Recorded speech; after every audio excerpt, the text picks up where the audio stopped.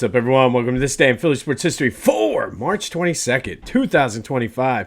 I'm your host, Jim Montgomery. Welcome to a Saturday edition of the podcast, a spring-like Saturday. Looking forward to getting some yard stuff done today and then sitting on the back porch watching basketball. Had a good time last night. Went out to PJ Willihan's in Downingtown, caught up with some friends. Always good seeing friends from home. Always good watching college basketball. So it's my favorite time of the year. We're kind of in that transition phase, winding down. Usually, or recently, I should say, we've been preparing for the inevitable Sixers playoff disappointment, but that hasn't been happening. So we're kind of transitioning out of the winter sports. Phillies start in less than a week. The weather is warm. Can watch TV outside. I absolutely love it. All right, let's start with a recap of yesterday's question of the day. We spent Fridays with AI, and we simulated the 2025 Philly season. 98 wins, a trip to the NLCS before falling to the Dodgers in 7. But I asked you, can the Phillies win the NL East this year? 87% of you said yes, they can. I definitely believe they have a shot to do it. I think, and maybe it's just because we're getting closer to the season and I'm getting excited for the change that's not the Sixers or the Flyers right now. But I do think they have a shot. Obviously, in a baseball season, so many things have to go right. But I'll get more into some of my predictions and outlook next week as we prepare for the season opener.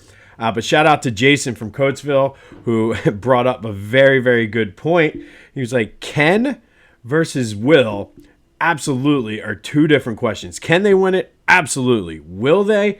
He was like, I hope they win it. So it's all about the semantics there. But shout out to Jason from Coatesville for that one. But as always, thank you for participating in the question of the day. There will be another one here later in the show. As I mentioned, we spent Fridays with AI. If you didn't listen yesterday, go back and listen to it. We have some fun on Fridays where we have AI either rewrite or, in this case, yesterday, write Philly sports history. Lots of fun. Just something to have a little bit as we head into baseball when that's all there is. Something for us to do on a Friday. Be sure to follow me on social media, Jimbo_Mott on Twitter and TikTok. On Instagram, at Philly Jimbo. Subscribe to the YouTube channel, Jimbo_Mott. Continue to spread the word as we grow it. It was good. A lot of the guys I was hanging out with last night are part of the Clashing Conferences network, Sports Fan Network. So it was good sort of just hanging out, discussing ideas, and just watching basketball and being dudes. It really, and go check out the clashingconferences.com. It's a cool idea, a cool sort of way to just connect and talk sports and just have a good time. If you ever watch those podcasts, which are on YouTube and wherever you get your podcasts, it's literally like what I did last night. You just go, talk sports, bust balls, have a good time. So go to clashingconferences.com to see what they have to offer and check out their sports fan network. Also, don't forget, check out Lenny Wagner. He's the author of Playing with the Best, One Man's Journey Through the Golden Era of Sports, the story of Walter French. Sat down last week and interviewed him in the process of kind of cutting up and presenting the package I'm going to do starting April 1st on that. But Walter French is just an amazing story. Take some time today, do a little research on Walter French. He played in Major League Baseball, won a championship. Played in the NFL, won a championship. I'll get more into that, but it's not recognized by the NFL. The Pottsville Maroons were stripped because of a bogus sort of territorial thing by the Frankfurt Yellow Jackets. So technically, he is the guy that won an NFL championship and a World Series. Also, I talked yesterday, played in a postseason basketball tournament while playing at Rutgers, and that was an amazing story. They had no coach, only took the starters, and still made it to the championship. But all the information you need about Lenny is in the description. But it's a good day today to check out and do some research on Walter French as we prepare for the interview with the author, Lenny Wagner, April 1st. All right, so the Sixers. good loss last night, 128-120 to San Antonio. Quentin Grimes, I hope they don't screw this dude up or screw the contract situation up. 25 points, 10 assists. I think just thinking like him being a piece with Maxey and McCain, I think we might have gotten lucky and found something here. Hopefully Daryl Morey and the front office don't screw this up. We'll track. So our draft tracker here, Sixers are currently tied for 5th with the Nets. They're 4.5 behind New Orleans for the 3rd seed and only a half a game behind Charlotte for the 4th with 12 games left. So they're right there. They're in Atlanta tomorrow. Again, hopefully they don't screw this up because they need something. And then it's going to be probably one of the most intriguing off seasons in Sixers history coming up here in probably a couple months, because I don't think anything can start in the NBA until after the finals are over. But Sixers losing to the Spurs, keeping pace in that draft lottery standings, I guess you would call it, or I'm not even sure what you would call it. But my. This time last year, we were wondering, can the Sixers even make the playoffs? Because that was when we were wondering about Joe's knee. And now here we are talking draft picks. Flyers are in action in Dallas this afternoon. They also are in 5th in the NHL lottery standings. They're 4 points behind the Buffalo Sabres for that 4th spot. 12 games left. And again, this is why I'm looking so forward to Philly season. Like, we're standings watching, but in the wrong way. But Flyers, Stars today down in Dallas. All right, Phillies. Every time, Chris Wheeler. It's not Chris Wheeler. Zack Wheeler made his final spring start. Looked good. Came out of spring training healthy. Looking forward to him starting on Thursday. Max Kepler was back in the lineup. Went 2 for 2. And if you remember from yesterday, Fridays with AI, they predicted that Kepler would struggle with that injury, but he looked like he was good yesterday. Hopefully that stays. Matt Strom is going to be making a minor league start today. Hopefully his shoulder holds up, and that'll kind of go a long way in determining kind of that final bullpen spot. Ranger Suarez is going to throw today. He said his back feels much better. Hopefully that is not a sign of things to come. And then the other big story, which I love this, Justin Crawford is going to start the season at AAA. So if you can get to any Iron Pigs games early in the season and see Justin, who kind of tore it up this spring, hit 3-something while on the Major League club with the Phils, dude's going to be a huge part of the future of this team. I'm excited to try. Usually we go to Reading. I'm going to try to get up to Lehigh Valley to see Justin.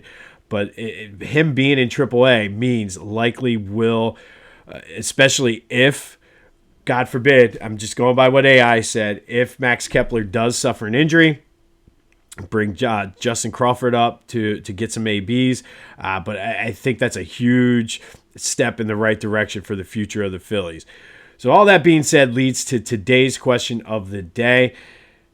Who's your breakout star for the Phillies this year? Who do you think is going to be the guy that we're not really counting on but is going to have a great season? Last year, it was a lot of those guys in the bullpen, even though they faltered down the stretch. I would say Matt Strom probably had the best year out of any of those guys. But who's your breakout star? I'm going with Christopher Sanchez, getting the 3rd spot in the rotation. It looks like the rotation is going to be Wheeler, Luzardo, Sanchez, then Nola. I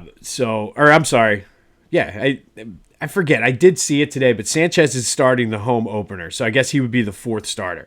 But I look for him to have that breakout season. It's looked good all spring. But who do you got? Who's your breakout star? 267-495-8531. That'll get you into the Back to the Future voice and text line. I'm going Christopher Sanchez, but who do you got as the breakout star of the Phillies this year? I mean, you can go Schwarber or Bryce, somebody like that if you want. As you know, AI said Bryce is going to have an MVP type season, so you can go Bryce, but I'm going Christopher Sanchez. I think he's going to go underrated, under the radar, and really step up his game. Hopefully, he can pitch on the road this year. But let me know your thoughts on the Back to the Future voice and text line or any of my social media. Union are back in action tonight down in Chester versus St. Louis, looking to get back to their winning ways. They're currently second in the East behind Miami and Messi. So we're hopefully, like I said, they can get back on the winning track as they are missing a lot of their stars due to national team obligations that they have. The Eagles did make some news yesterday. Avonte Maddox will not be back. I think he signed with the Lions. I'm okay with that. Like I said, I think from a secondary standpoint, and this is a topic that came up yesterday, and we'll probably talk a lot more about this during the offseason, during the draft coverage and things like that. But I think what a lot of people are forgetting in everybody's hysteria about they're letting this guy go, they're letting that guy go, they didn't sign this guy, is the fact that, and I mentioned this a couple times, Vic Fangio even said that he was not able to unlock a lot of what his defense is last year. So year two, with the core group coming back, I think that's going to make a huge difference. But from a secondary perspective, you have Cooper DeJean, you have Quinyon Mitchell, who were rookies last year and probably our two best defensive backs. So meaning they're going to take another step to excuse me. But they're going to take another step, just the natural progression in the NFL. You have Jalen Carter, who was a beast last year, going into year 3 now. I think we forget that he's only a third-year player. Should take the jump, like he's entering his prime. So I think with those 3 guys, along with everybody else just being more familiar with the system, I think we're going to be okay for the Eagles. But I wanted to mention that Brandon Graham does have a children's book coming out, the ABCs of tackling football and life. Looks pretty cool. Still probably will buy it, even though my kids are far past that, but it looks like it's a good book for kids. And then the Giants made some news and still looking for a quarterback, and they brought in Jameis Winston to compete for their starting quarterback job. And what that means is he's probably going to throw for 300 yards and 4 touchdowns against the Eagles while throwing 4 interceptions. But that happened as well yesterday. I mentioned my boys at the Clashing Conferences. Check them out. Great time hanging out with some of the guys yesterday. But then go to Philly Goat. I did order my golf shirt yesterday, as I told you. You got to check these golf shirts out. They partnered with Double Bogey Down. They have 3 great Philly-inspired golf shirts. They're awesome. You've probably seen similar shirts you might even own some, but go check them out. PhillyGoat.com. Be sure to use the promo code Jim Montgomery to take 10% off your order. That's PhillyGoat.com. Promo code Jim Montgomery to take 10% off of your order. All right, today we're going to go back to 1984. And on this day in 1984, the Flyers won their 4th straight game, beating the Pittsburgh Penguins 13-4 at the Spectrum. Yes, you heard that right. They put up a 13 spot against the Penguins. The 13 goals set a team record.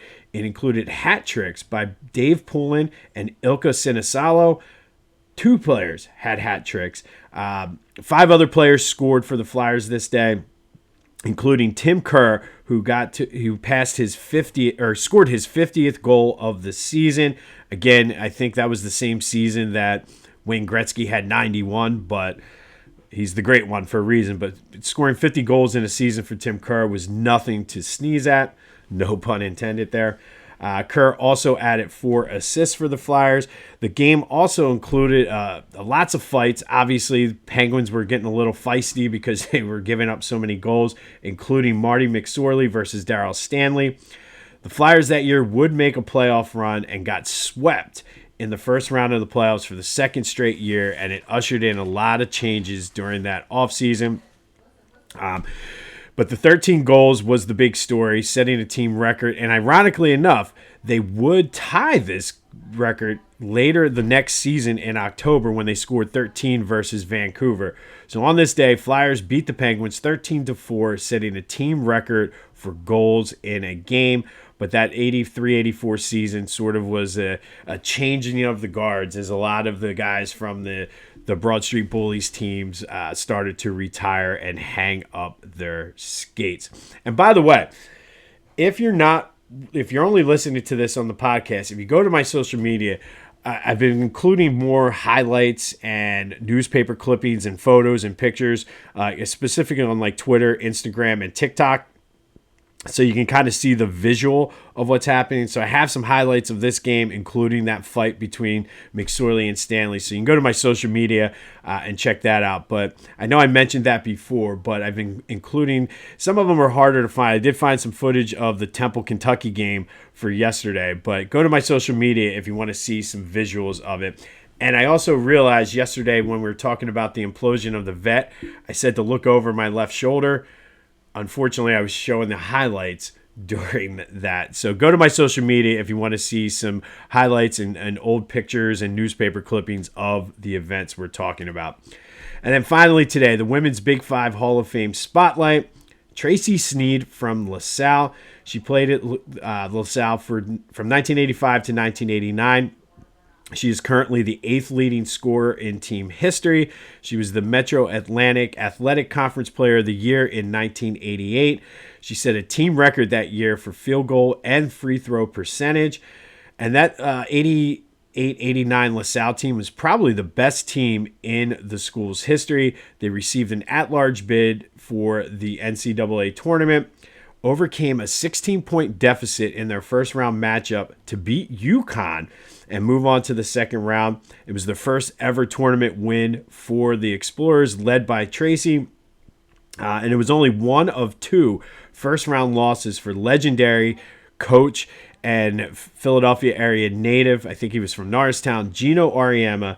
That LaSalle team, though, did get as high as number 18 in the rankings, won a team record or school record 28 games. But Tracey Sneed was the leader of that team. She was two-time All Big Five. She was a 1996 Big Five Hall of Fame inductee, inducted into the LaSalle Hall of Fame in 2000. But Tracey Sneed is today's Big Five Hall of Fame spotlight from LaSalle, one of the best to ever do it up at Broad and Olney. Metro Atlantic Athletic. I don't know if it's technically the MAC, but Player of the Year in 1988 and helped lead the Explorers to their first ever tournament win over a future Hall of Famer and Philly native, Gino Auriemma. But Tracey, today we salute you as our Big Five Women's Hall of Fame spotlight of the day. On this day in 1984, Flyers beat the Penguins 13-4, setting a team record for goals in a game. A record that they, ironically enough, later that year in October would tie, and that record still stands to this day. I know it's hard to believe with the way the Flyers are playing this year that one time they had that offensive firepower to score 13 goals. We'll have more on the Phillies, Flyers, and Sixers tomorrow. If any Eagles news pops up, we'll have that as well. But be sure to let me know who your breakout star of the Phillies season will be. I'm going Christopher Sanchez. Who do you got, though? Hit me up on the Back to the Future voice and text line, 267-495-8531. Get that. Anything else Philly sports related off your chest. Remember, go check out my social media to see some clips of that Flyers game, including the McSorley-Stanley fight. And be sure to check out the Clashing Conferences. Go to Philly Goat and support Lenny Wagner. If you're a history person, you will definitely love this book because it's an intersection of the sports and history at the time. I highly recommend it. So go check out Lenny. All the information you need is in the description. This has been This Day in Philly Sports History for March 22nd, 2025. My name is Jim Montgomery. Go enjoy this weather and have yourselves a Saturday. Hopefully your bracket's not busted. I'm still alive, hanging on by a thread, but I'm still alive. My name is Jim Montgomery, and until next time, I'll see you when I see you.